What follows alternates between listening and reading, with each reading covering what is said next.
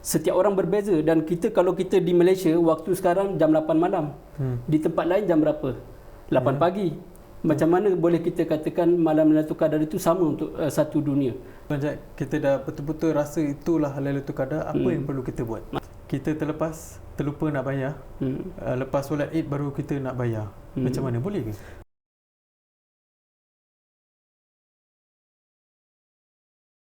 Assalamualaikum warahmatullahi wabarakatuh.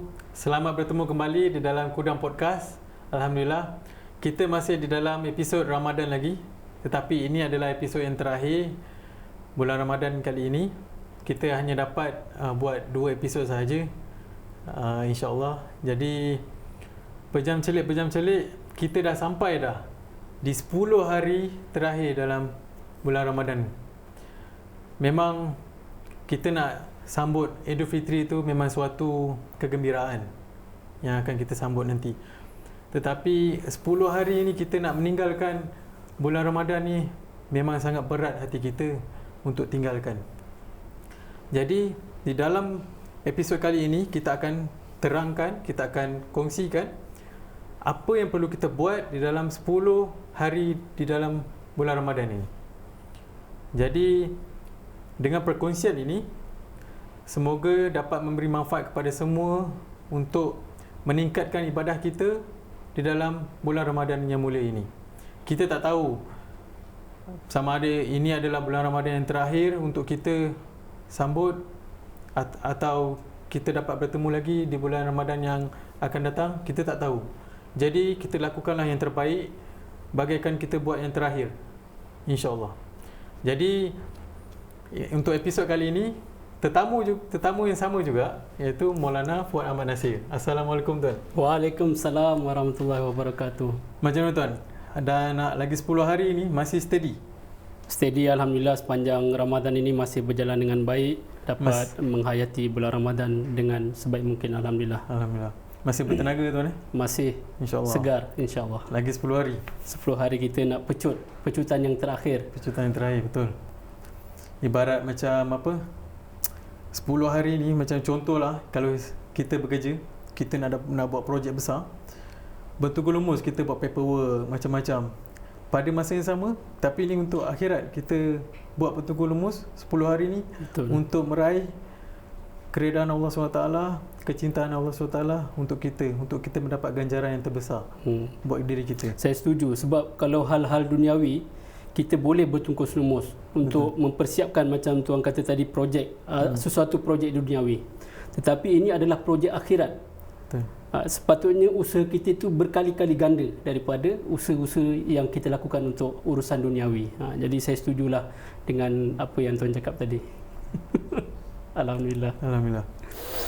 Jadi saya teruskanlah dengan soalan yang untuk 10 hari ini.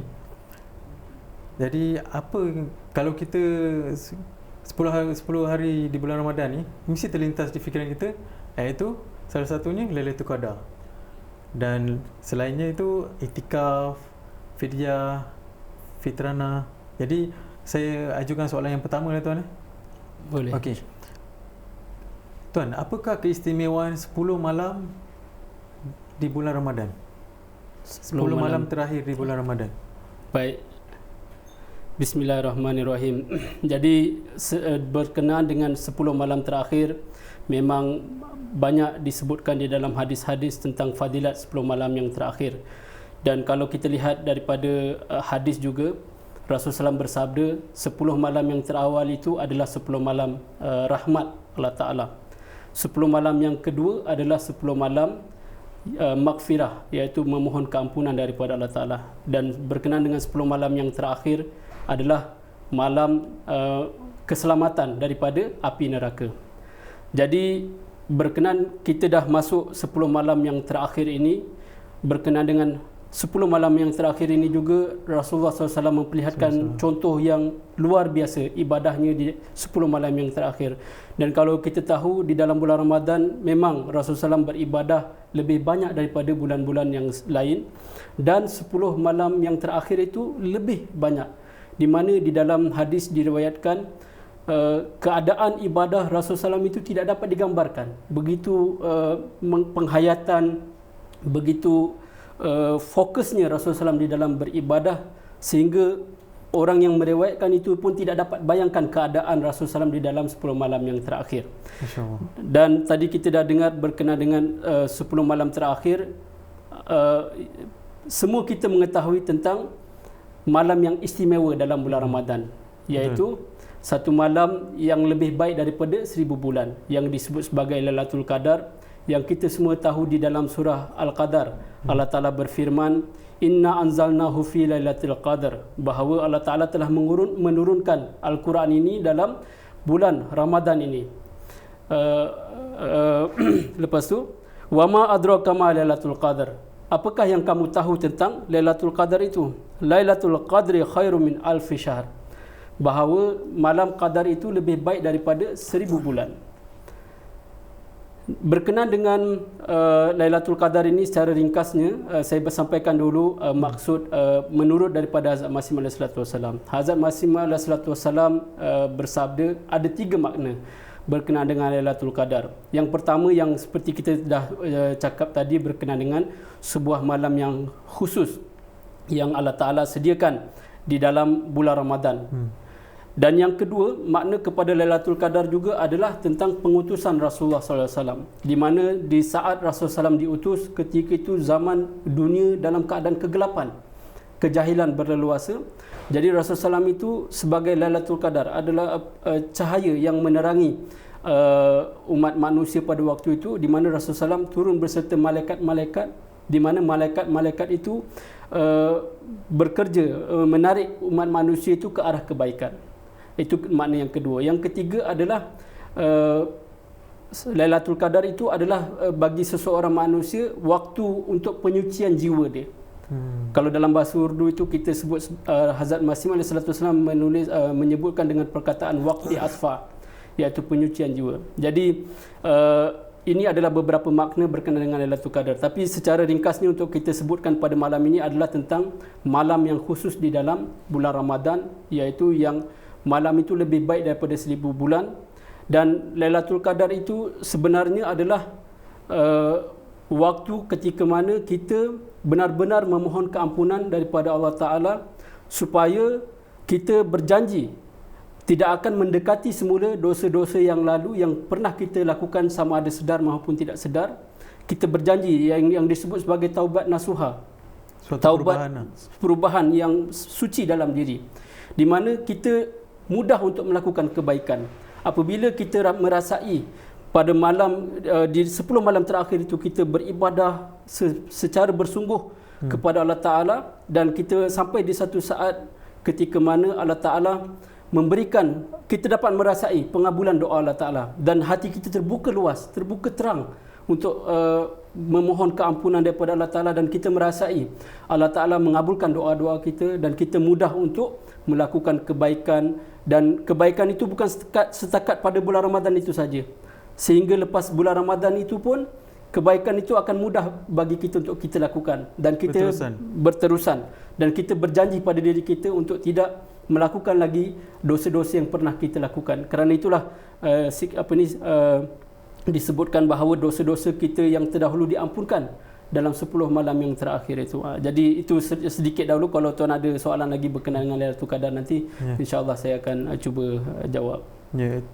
Yang utama pun tuan dah sebut Lailatul Qadar. Jadi saya teruskanlah. Macam mana kita nak tahu Lailatul Qadar tu? Macam mana kita nak, macam tadi tuan sebutkan itulah dia, pengabulan doa maksudnya tuan. Oh, okey. Okey, berkenaan dengan keadaan situasi Lailatul, macam mana kita nak. Okey, situasi Lailatul Qadar itu memang kalau kita dengar cerita dekat luar tu macam-macam. Ada orang cakap berkenaan dengan keadaan dia, hujan renyai, ada cahaya, pokok bersujudlah dan sebagainya. Memang benar di satu sisi keadaan-keadaan itu ada, tetapi menurut khulafa kita, menurut khalifah kita, menurut Hazrat Masih SAW, benda itu memang ada, tetapi ia berlaku secara kasyaf. Ia bukanlah secara zahir, dan waktu Lailatul Qadar itu adalah berbeza bagi setiap orang. memang dalam 10 malam yang terakhir. Kerana itu Rasulullah SAW juga tekankan, carilah Lailatul Qadar itu di dalam 10 malam yang terakhir, malam-malam yang ganjil. Boleh jadi 21, 23, 25, 27. Ni yang penting ni. Jadi tapi bukanlah bermaksud kita hanya beribadah di malam-malam yang ganjil. Betul. Tidak. Malah ibadah kita itu sudah bermula daripada awal Ramadan, dan di 10 yang terakhir itu kita banyakkan lagi, berkali ganda, pertingkatkan lagi, dan di malam-malam yang ganjil itu kita akan bertemu dengan malam Lailatul Qadar. Dan macam saya katakan tadi, keadaan yang orang katakan ada nampak cahaya, ada nampak hujan renyai dan sebagainya, itu semua adalah, kalau menurut khalifah kita dan Hazrat Masih Salam, ia adalah keadaan kasyaf, yang mana pemandangan rohani. Ia bukanlah berlaku secara zahir, kerana ia setiap orang berbeza. Dan kita, kalau kita di Malaysia, waktu sekarang jam 8 malam, di tempat lain jam berapa? 8 pagi.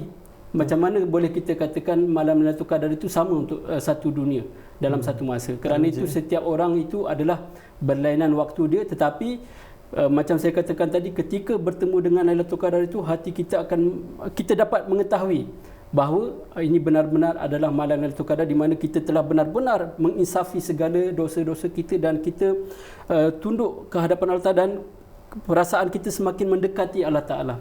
Kita mendapat kurbat ilahi, iaitu kedekatan dengan Allah Ta'ala lebih lagi daripada hari-hari yang lainnya. Okey, kita masih di dalam topik Lailatul Qadar. Macam kalau kita dah bertemu dengan Lailatul Qadar, apa yang perlu kita buat?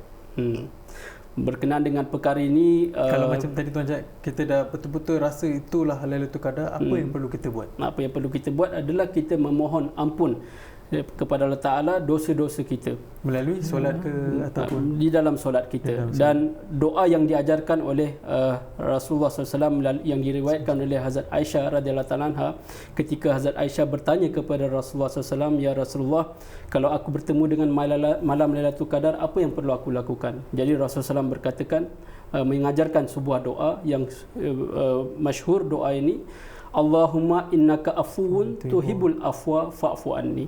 Yang bermaksud, ya Allah, sesungguhnya Engkau Maha Pengampun, Engkau Maha suka, Engkau sangat suka mengampuni, maka ampunilah dosa-dosa aku. Inilah doa yang perlu banyak kita panjatkan kepada Allah Ta'ala ketika mana kita melalui 10 malam yang terakhir, dan saat kita merasai itulah malam Lailatul Qadar bagi kita, banyakkan berdoa supaya Allah Ta'ala mengampunkan dosa-dosa kita. Itu yang diajarkan oleh Rasulullah SAW.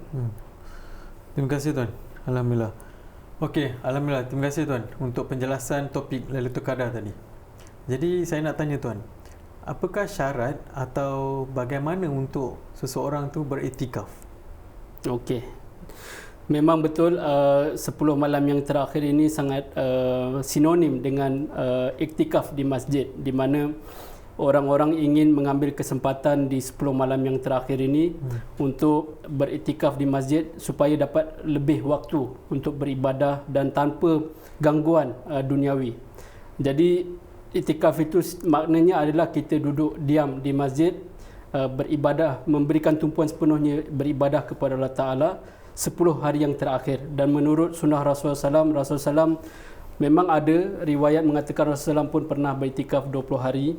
Tapi yang masnun, yang sunnah kebiasaan yang disunnahkan oleh Rasulullah SAW itu adalah 10 hari. 10 hari. Memang kita boleh duduk iktikaf berapa hari yang kita nak, boleh, tapi yang sunnahnya adalah 10 hari yang terakhir di bulan Ramadan. Dan waktu untuk masuk iktikaf itu adalah pada selepas subuh waktu 20 Ramadan. Dan waktu berakhirnya iktikaf itu adalah ketika telah kelihatan bulan, anak bulan untuk Aidil Fitri, dan kita telah berbuka puasa pada hari itu, iaitu hari puasa yang terakhir. Selepas itulah kita boleh balik daripada iktikaf kita. Jadi itulah sedikit makna iktikaf yang perlu kita ketahui. Dan waktu untuk iktikaf itu kita tidak boleh bercakap dengan sesiapa perkara-perkara yang tidak penting, melainkan perkara yang perlu saja kita boleh bercakap dengan orang, supaya kita boleh memberikan tumpuan sepenuhnya dalam beribadah dan untuk kita mendapat malam Lailatul Qadar yang kita bincangkan tadi. Okey, jazakallah. Jadi maksudnya syarat untuk beriktikaf tu yang utama dia perlu tinggalkan perkara duniawi. Betul. Oh, okey. tak boleh Urusan bercakap, tak boleh bercakap dan perlu tinggal di masjid. Dan kalau dalam jemaat ini kita ada sediakan tempat lah di masjid masing-masing. Pihak pengurusan akan sediakan tempat yang khusus untuk muktakif, iaitu orang-orang yang duduk iktikaf. Okey. Jazakallah tuan. Okey, seterusnya soalan tuan. Bagaimana untuk orang yang untuk membayar fidyah? Okey, fidyah seperti mana sebelum ni pun kita ada bincangkan berkenaan dengan fidyah. Jadi untuk kali ini kita lebih khusus kepada kadar fidyah itu. Jadi di dalam Al-Quran, di dalam surah Al-Baqarah itu, Allah Ta'ala berfirman fidyah untuk puasa itu adalah memberi makan orang miskin. Jadi untuk puasa, fidyah untuk puasa itu tidak dijelaskan berapa kadar dia, hanya disebutkan satu makan seorang miskin. Tetapi di dalam ayat yang lain dalam surah Al-Maidah ayat yang ke-90, Allah Ta'ala ada berfirman berkenaan dengan fidyah untuk orang yang melanggar sumpah dia, kafarah, melanggar sumpah dia. Kat situ ada dituliskan tentang memberi makan orang miskin, iaitu makanan yang biasa diberikan kepada ahli keluarga. Jadi kita dapat istinbat di sini, di mana kadar untuk fidyah itu adalah satu orang kadar purata kita makan setiap hari untuk satu orang yang kita bagi makan kepada keluarga kita. Dan menurut Khalifatul Masih yang pertama dalam jemaat kita, beliau mengatakan fidyah itu adalah 2 kali makan, untuk satu orang 2 kali makan dalam satu hari. Jadi kita mengikut kadar kemampuan kita ataupun yang kita sendiri tahu apa yang kita makan setiap hari, purata dia. Kalau contohnya kita boleh ambil, kalau dalam kat Malaysia ni kita sendiri boleh kira sama ada RM5 itu boleh makan sehari tak. Sebab kalau kita puasa pun satu hari kita makan berapa kali? 2 kali paling kurang pun, sahur dengan berbuka. Sebab itu fidyah tu pun menurut khalifah kita yang pertama 2 kali makan.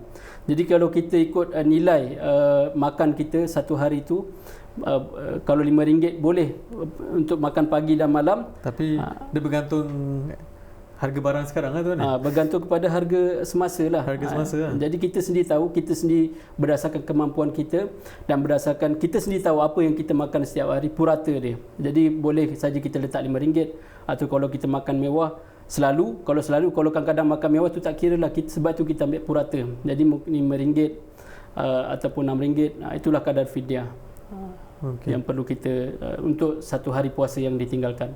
Okey, jazakallah tuan. Jadi soalan seterusnya, kepada siapa yang diwajibkan untuk kita bagi fitrana? Fitrana. Okey, fitrana itu yang biasa kita dengar juga adalah zakat fitrah. Kalau di luar zakat fitrah. Zakat fitrah ataupun dalam bahasa Arab tu kita ketahui sebagai sadaqatul fitr. Jadi fitrana ini diwajibkan kepada setiap orang yang bernyawa. Yakni kalau anak yang baru lahir sekalipun diwajibkan untuk bayarkan fidyah untuk anak tersebut. Jadi ketua keluarga lah yang akan membayar zakat fitrah tersebut, dan disarankan supaya membayar fidyah itu seawal yang mungkin di dalam bulan Ramadan, supaya ia dapat disalurkan kepada orang yang memerlukan. Dan dalam jemaat ini kita menekankan, dalam nizam jemaat ini adalah fidyah itu fitrana. Zakat fitrah itu kita harus bayar melalui nizam jemaat. Ya, kita tak boleh jumpa orang kita bayar zakat fidyah itu terus kepada orang. Kita harus melalui nizam jemaat yang akan menentukan pembahagian zakat fitrana itu. Jadi diwajibkan kepada setiap orang yang bernyawa, dan jemaat akan menentukan kadar fidyah dia. Contohnya fitrana. Contohnya macam tahun ini kita jemaat telah menetapkan RM7.50 untuk setiap kepala, dan itulah kalau 4 orang kita kalilah 4 orang, RM7.50 kali 4 berapa?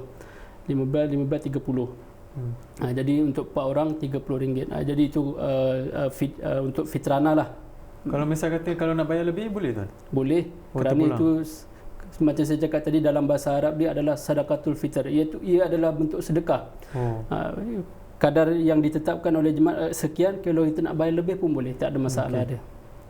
Jadi macam contoh kan, kalau kita terlupa nak bayar, lepas solat Id baru kita nak bayar, macam mana, boleh ke? Boleh bayar, tetapi ia tidak dikira sebagai fitrana lagi, tidak dikira sebagai zakat fitrah, ia termasuk dalam sedekah yang biasa. Kerana itu kita ditekankan untuk membayar zakat fitrah itu sebelum solat Id, solat hari raya. Kerana itu ditekankan disuruh bayar lebih awal lebih bagus. Tapi waktu untuk pembayaran itu sehinggalah sebelum solat Idul Fitr. Kalau misalnya kita terlupa atau disebabkan kelalaian atau sebab-sebab tertentu, kita boleh bayar, tapi itu hanyalah sebagai sedekah yang biasa, tidak termasuk dalam sedekatul fitr. Dan kita wajiblah beristighfar kepada Allah Ta'ala kerana kita telah terlupa dalam membayar zakat fitrah tersebut. Okey tuan, terima kasih tuan dengan penjelasan tuan. Jadi alhamdulillah kita sudah sampai ke penghujung episod. Itu sahaja kita punya soalan dan perbincangan kita pada episod kali ini. Jadi insya-Allah kita akan bertemu di episod yang lain, bukan episod Ramadan, mungkin lebih kepada sosial ataupun perbincangan ekonomi jemaat ataupun personal seseorang, insya-Allah. Jadi itu sahaja untuk episod kali ini. Semoga dengan segala yang perbincangan kali ini kita dapat manfaat sebanyak-banyaknya dan kita dapat mengamalkannya. Jadi itu saja tuan. InsyaAllah kita bertemu di podcast seterusnya. InsyaAllah. Mungkin kita ada tetamu lagi seorang nanti. Jazakumullah. InsyaAllah. Mudah-mudahan. Itu saja daripada kami. Assalamualaikum warahmatullahi wabarakatuh. Waalaikumsalam.